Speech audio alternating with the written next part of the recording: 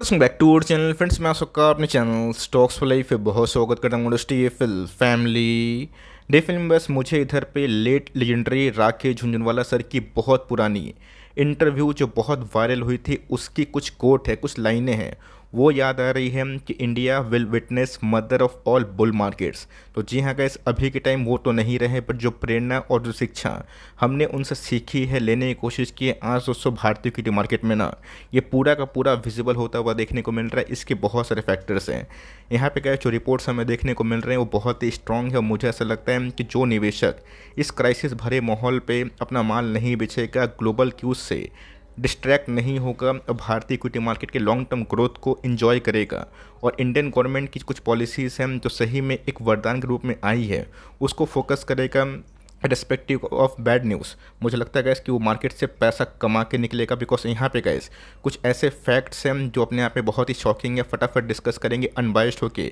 मैं ज़रूर अपना पॉइंट ऑफ व्यू शो करूँगा। चैनल फर्स्ट टाइम होंगे सब्सक्राइब कर सकते हैं इस तरह क्वालिटी कंटेंट को सबसे पहले एक्सेस करने के लिए। Now without dealing any for time, let's begin. सबसे पहले यहाँ पे चार न्यूज़ है जिसको मैं बहुत ही सरल भाषा में डिकोड करूंगा और समझाने की कोशिश करूंगा कि असल में इंडियन इक्विटी मार्केट में पैसे क्यों नहीं बन रहे हैं, कहाँ नहीं बन रहे, कब तक बन सकते हैं। मुझे ऐसा लगता है कि आने वाले 6-8 महीना में कभी भी इंडेक्स लेवल में मेजर ब्रेकआउट हो सकता है, अगर ग्लोबल स्लोडाउन ऐसा कोई बड़ा हावी नहीं हुआ और यूएस में, यूरोप में बैंक कोलैप्स नहीं हुए। तो यहाँ पे गैस बहुत लोग कमेंट करेंगे, मुझे पता है, कि सर आप जो हेडलाइंस दिखा रहे हैं कि आईएमएफ ने इंडिया के फोरकास्ट को 20 बेसिस पॉइंट के आसपास कट किया, और आप यहाँ पे अच्छी न्यूज़ बता रहे हैं, तो जी गैस याद रखिएगा, यही आईएमएफ है जिन्होंने गैस आज से 3-4 महीना पहले जनवरी के महीने में कुछ अलग प्रेडिक्शन किया था, और अभी के टाइम कुछ और प्रेडिक्ट कर रहे हैं। तो यहाँ पे गैस आईएमएफ ने इंडिया सहित जितने भी मेजर इकोनॉमीज हैं, चाइना या फिर बात की जाए यूरोप, यूएस, सबको मेजर कट डाउन किया है। बट इसी बीच में गैस ये आंकड़े इतने सुपरहिट और सॉलिड इसलिए बन जाते हैं बिकॉज हमारे गैस फिनेंशियल इकोनॉमी में इतना स्ट्रेंथ है ना, मैंने इतना स्ट्रेंथ गैस लाइफ टाइम में कभी विटनेस नहीं किया था। इसके पीछे बहुत सारी वजह हैं। मैंने क्या बताया कि फोरकास्ट प्लस माइनस होते हैं, यही आईएमएफ ने गैस अपने जो टेंशन को जैन के महीने में कुछ और बताया था, 6.1% के आसपास। अभी के टाइम कट इसलिए कर रहे हैं बिकॉज ग्लोबल मार्केट में हो हल्ला है। वो हल्ला गैस क्यों हो रहा है, बिकॉज यूरोप और यूएस अगर नहीं चलते हैं ना, तो वहाँ के बहुत सारे ऐसे एनालिस्ट हैं जो ये कभी चाहते नहीं है कि चाइना और इंडिया डेवलप करे, बिकॉज सबको पता है कि आने वाला 10 से 20 साल दोस्तों इंडियन इकोनॉमी और चाइनीज़ इकोनॉमी बहुत ही रोबस्ट होने वाली है, और यही दो कंट्री ना आने वाले कल का 50% से ऊपर जीडीपी कंट्रीब्यूशन कर सकते हैं। तो जी गैस इसको मैं उतना सीरियसली इसलिए लेता नहीं हूँ बिकॉज यहाँ पे गैस बहुत सारे इंडस्ट्री है, और इसी बीच में सारे इंडस्ट्री में एक बार पैसे नहीं बनते। एक एक इंडस्ट्री का दोस्तों एक एक बुल साइकिल होता है, और वो बुल साइकिल का 5 साल 10 साल अगर चल गया ना, उस इंडस्ट्री के बहुत सारे शेयर्स 50 गुना, 100 गुना, 150 गुना भी होते हैं। लेकिन यस, वो कोई बहुत ही बेस लेवल से होते हैं, उसको मैं नहीं बोलूँगा। लेकिन इसी बीच में ये इकोनॉमी के लिए अच्छी बात इसलिए है बिकॉज यहाँ पे जीडीपी फोरकास्ट कट तो हुआ है, बट इंडिया की बात कीजिए अभी बहुत ही मजबूत स्पॉट पे है। देखें इंडियन इकोनॉमी का अभी के टाइम वेरी स्ट्रॉन्ग और वेरी रोबस्ट है। आप सबको अच्छे से पता है कि जनवरी के महीना में भारतीय बाजार में कुछ ज़्यादा गिरावट थी because of Adani share crash. जो हिंडनबर्ग की रिपोर्ट आई थी उसके बाद क्या हुआ, उसके बाद गैस यूएस में ना बड़े बड़े बैंक कोलैप्स हुए जिन्होंने बहुत सारे स्टार्टअप्स को फंडिंग दिए थे। तब कोर्स गैस पूरे इकोनॉमी को अगर हम लोग को साथ में लेके चलना है ना, तो हम लोग को किसी का दुख भी लेना पड़ेगा और किसी का सुख भी लेना पड़ेगा। तो यहाँ पे गैस मेरे हिसाब से जो दुख का माहौल था ना, वो धीरे धीरे वाइप आउट होगा, और एक बार गैस स्टेबिलिटी स्टॉक मार्केट में आएगी ना, फेड जब रेट कट करेगा तो वहाँ पे गैस जो पहले से जानकार है उनको अच्छे से पता है कि मार्केट में प्री रैली होती है, और ओनली तभी होती है जब मार्केट में ये समझ में आता है कि शॉर्ट टर्म आउटलुक ना मार्केट के लिए बहुत ही रोबस्ट है।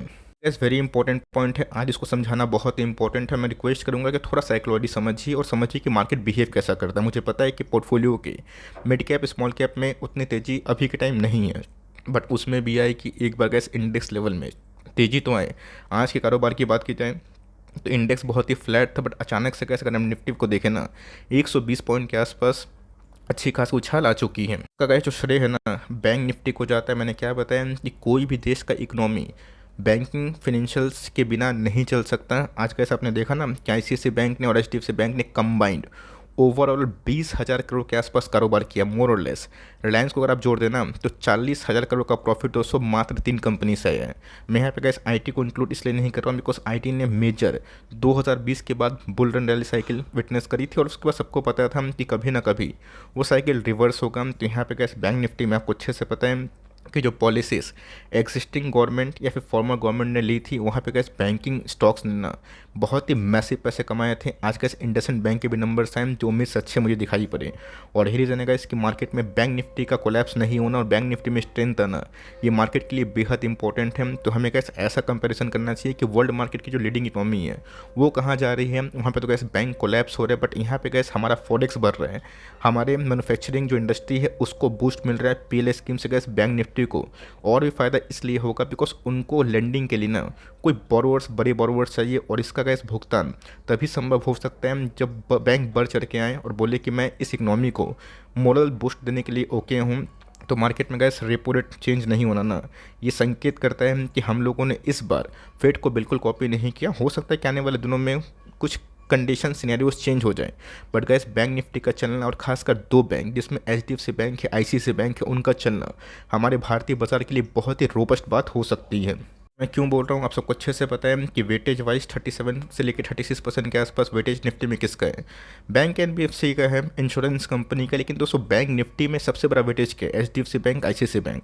अगर आपने इस दो बैंक पे दाव नहीं खेला है, जिसका ओवरऑल वेटेज अगर आप देखें ना 60% के आसपास है, तो आपने कहा पूरा 60% की जो रैली है जो बैंक निफ्टी में होती है उसको मिस कर दिया। अब बहुत लोग बोलेंगे कि सर मैंने कोटेक को, एक्सिस को खरीदा है, अच्छी बैंक है, अच्छी कंपनी, होल्ड करे। वैल्यूएशन पॉइंट ऑफ व्यू से गैस कंपनी 3 साल पहले बहुत महंगी थी, अभी कॉन्सुलेशन के बाद ठीक ठाक पी ट्रेड होते हुए देखने को मिल रही है। तो इसी बीच में गैस बैंक निफ्टी अच्छा चलेगा ना, ये इंडेक्स को और बूस्ट कर सकता है। बहुत सारे एनालिस्ट की मानी जाए तो फॉरवर्ड एक आध 1.5 साल में बैंक निफ्टी 50,000 के लेवल पे जा सकता है। तो मेरे हिसाब से गैस इंडियन इकोनॉमी का आउटलुक भले ही क्यों ना कट की हुआ हो, लेकिन आने वाले कल में गैस जो मार्केट की दशा है और जो दिशा है, अगर एक बार स्टेबिलिटी होती है तो उस केस में गैस मार्केट बहुत ही सुपर और बहुत ही स्विफ्ट रैली दिखा सकती है। तो गैस क्रूड का सॉफ्ट होना ये हमारे बाजार के लिए वरदान से कम नहीं है। और क्रूड सॉफ्ट क्यों हो रहा है, बिकॉज वर्ल्ड को लगता है कि रिसेशन में कंट्री आएगी, और जब दोस्तों रिसेशन को लेके बहुत बात आती है ना, वहाँ पे बहुत सारे न्यूज़ पहले ही डिस्काउंट होना स्टार्ट हो जाते हैं। बिकॉज आप भी फेडअप हो गए होंगे कि रिसेशन के बारे में हम लोग 1 साल से सुन रहे हैं, अब तो भाई आए और अब तो भाई जाए। बट इसी बीच में गैस ब्रेंट क्रूड अगर नीचे जाएगा ना, तो हमारी इकोनॉमी के लिए गैस अच्छी बात इसलिए होती है बिकॉज हमारा जो पैसा खर्च होता है वो काफ़ी हद तक कम हो जाता है। अब ऐसा नहीं है कि प्री कोविड लेवल से ये कंपनी, मतलब जो क्रूड है वो बहुत ही सस्ता है, अभी भी महंगा है, 65-60 से गैस अभी भी 80 के आसपास है। लेकिन यस, एक टाइम गैस जो ख़राब मोमेंट था, चैलेंजिंग इन्वायरमेंट था, रशिया यूक्रेन के वजह से जो हुआ डैमेज वो बहुत ही हद तक कम होता हुआ देखने को मिल रहा है। अगर दोस्तों रशिया ने ऑयल आउटपुट कट नहीं किया और इंडिया को डिस्काउंटेड प्राइस में ऑयल मिलते रहा, यहाँ पे गैस इंडियन इकोनॉमी का बहुत पैसा बचेगा और वो इंफ्रा और डेवलपमेंट में अच्छी खासी जगह पहुँच सकता है। दोस्तों सबसे इंपॉर्टेंट चीज़ जो मैं इसको बहुत फॉलो करता हूँ, मैंने क्या बताया कि आपको समझना है कि आप किस भाव पे निफ्टी, बैंक निफ्टी, सेंसेक्स को खरीद रहे हैं और किस भाव पे कोई कंपनी को परचेस कर रहे हैं। कोई कंपनी का प्राइस ट्रेडिंग महंगा होता है तो दो कारण होती है, सबसे पहले या तो ग्रोथ होगा, ये कंपनी की मोनोपोली होगी। अगर आप ठीक सजेस्ट करें 17 में, 18 में, 19 में, 20 में, 21 में निफ्टी का पी 222, 23, 24, 25 और तो गाइस 2021 में ना, ये तो 21 में अगर आप ध्यान से देखें तो कौन से 40 के आसपास था। बट जैसे जैसे गैस हेवी वेट्स के नंबर्स आते गए और आ रहे हैं, वैसे वैसे प्राइस शूटिंग कम होता हुआ देखने को मिल रहा है। तो यहाँ पे गैस जो डेटास हमारे सामने आ रहे हैं 20 के पी पे गैस अगर आपको निफ्टी मिल रहे हैं जो अपने आप में ही 25, 26, 30 तो बहुत ही कम है। तो यहाँ गैस मैं आपसे पूछना चाहता हूँ कि खरीदने का टाइम है, बेचने का टाइम है। और खरीदने का मन नहीं है, खरीदने की ताकत नहीं है, आउट ऑफ फंड हो गए, तो एटलीस्ट होल्ड करें। प्रॉब्लम यही होती है कि लोग बुल रन साइकिल देख के फुल इन्वेस्ट हो जाते हैं 40 के पी पे, 35 के पी पे, एक बार वो गलत स्ट्रैटेजी है। मैंने आपको हमेशा एसआईपी करने की सलाह दी है, बताया भी है कि झटके में स्टॉक को ना खरीदें, वो आपके लिए ख़राब टाइम हो सकता है। तो मार्केट में कैसे अपना हाई पी पे स्टॉक पे परचेस किया है जब मार्केट में बुल रन साइकिल था, और लो पी में बेच रहे हैं और इस पैसा को एफडीएफ पे कहीं और निवेश करने का सोच रहे हैं, तो गलत स्ट्रैटेजी है। बिकॉज हमारा इकोनॉमी गैस दूसरे इकोनॉमी से बिल्कुल अलग है। इंडिया गैस अभी के टाइम जून के महीना में ना मोस्ट पॉपुलस कंट्री हो जाएगी, जिससे इंडिया में मेजर इन्वेस्टमेंट हो सकता है। और गैस जिस कंट्री के पॉपुलेशन बहुत ज़्यादा होती है और जिसमें क्रेडिट ग्रोथ साइकिल हाई होता है, और जिस कंट्री में gas enormous amount of wealth तभी क्रिएट होता है जब उनकी कंपनीज़ में इन्वेस्टमेंट आए।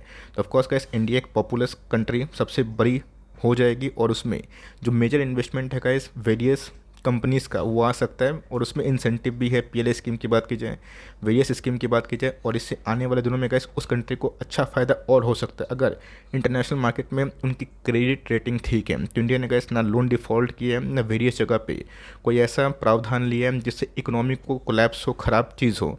ये गैस इंडियन मार्केट के लिए बहुत ही अच्छी बात हो सकती है। देन मैं गैस मैं यही बोलूँगा, मैं तो कोई भविष्य आया नहीं हूँ, भविष्य करता नहीं हूँ कि 3-4 दिन 6 महीना में 8 महीना में यही होगा। बट गाइस मैंने क्या बताया कि जिन्होंने ख़राब टाइम में निवेश नहीं किया ना, डिप्रेशन में भी नहीं बेचा ना, उनको 200 डो जोन्स नहीं बेचे, खासे पैसे बना के दिए इतना गाइस ख़राब टाइम में, जहाँ पर रिसेशन को लेके बात है। 34,727 के एक साल हाई पे ही डो ऑलमोस्ट कारोबार कर रहे हैं। यस, बुल रन में थोड़ा बहुत पे एक्सटेंशन होता है और थोड़ा सा यूफोरिया भी आता है, जिसकी वजह से 36,000 37,000 के आसपास डो एक बार था। तो मेरे हिसाब से गैस ये तो बेचने का बिल्कुल भी टाइम नहीं है।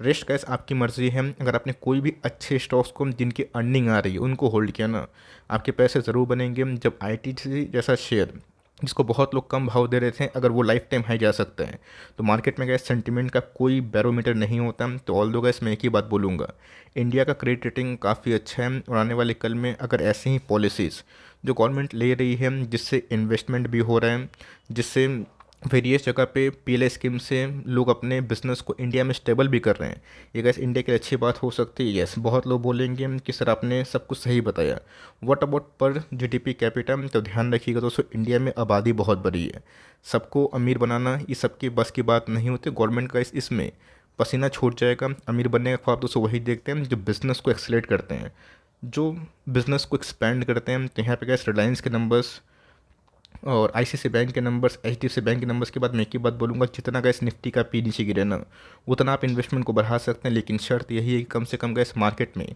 3-5 साल का टाइम दीजिएगा। उसके पहले अगर आप चिल्ला चिल्ली करेंगे कि पैसे नहीं बन रहे हैं, इक्विटी मार्केट ख़राब है, तो कल गैस गुड टाइम में पार्टिसिपेट नहीं कर पाएंगे। तो पूरा गैस कमेंट्री मैंने इसलिए दिया बिकॉज आउटलुक ज़रूरी है।